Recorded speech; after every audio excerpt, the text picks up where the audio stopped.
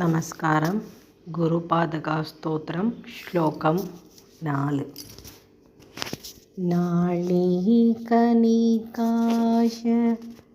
பதாஹ்ருதாப்யாம் நானாவிமோகாதி நிவாரிகாப்யாம் நமஜ்ஜனாபீஷ்ட ததிப்ரதாப்யாம் நமோ நமः ஸ்ரீ குருபாதுகாப்யாம் நமோ நமः ஸ்ரீ குருபாதுகாப்யாம். இதில் எப்படி படிக்கிறதுன்னு பார்த்துடலாம்.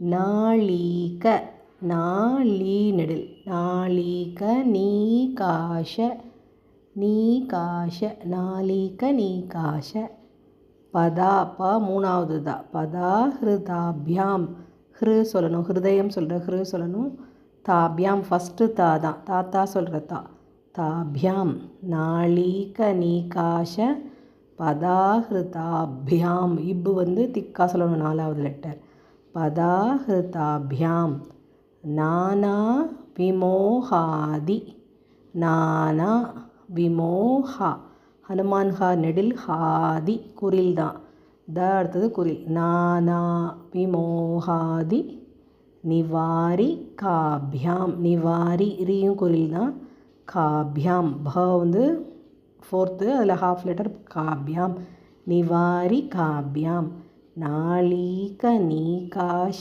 பதாஹ்ருதாபியாம் நானாவிமோகாதி நிவாரி காபியாம் நமஜ்ஜனாபீஷ்ட ததிப்ரதாப்யாம் நமஜ்ஜனாபீஷ்ட ப திக்கா சொல்லணும் பீஷ்ட ததிப்ரதாப்யாம் பிரதா மூணாவதா பிரதாப்யாம் நமோ நமः ஸ்ரீ குருபாதுகாப்யாம். இதில் குருவோட பாதுகைகள் பெருமையை பற்றி படிச்சுட்டு இருக்கோம். இப்போ அர்த்தம் பார்க்கலாம். குருவோட தாமரை போன்ற பாதங்கள் அப்படியே நம்மளை இழுக்குது, நம்மளை கவர்ந்து இழுக்குது அப்படின்னு சொல்கிறா. அந்த குரு பாதுகைகள் என்ன பண்ணும் அப்படின்னாக்கா, நமக்கு வர தேவையில்லாத ஆசை, நமக்கு எல்லாத்த பார்த்தாலும் ஆசை, அந்த ஆசையை குணப்படுத்துது.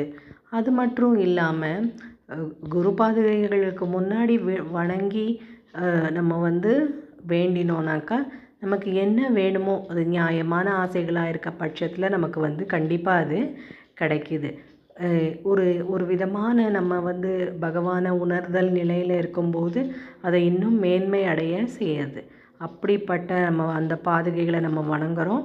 அந்த பாதுகைகளுக்கு எனது வணக்கங்கள் அப்படின்றது இந்த ஸ்லோகத்தோட அர்த்தமாக இருக்குது. இன்னும் ஒரு தடவை அந்த ஸ்லோகத்தை படிச்சிடலாம். நாளீகனிகாஷ பதாஹ்ருதாப்யாம் நானாவிமோகாதி நிவாரிகாப்யாம் நமஜ்ஜனாபீஷ்ட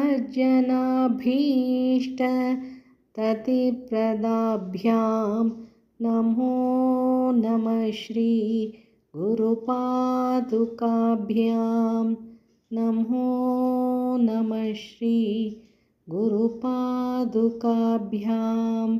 மறுபடியும் 5வது ஸ்லோகத்தில் பார்க்கலாம். தன்யவாதः. ராம் ராம்.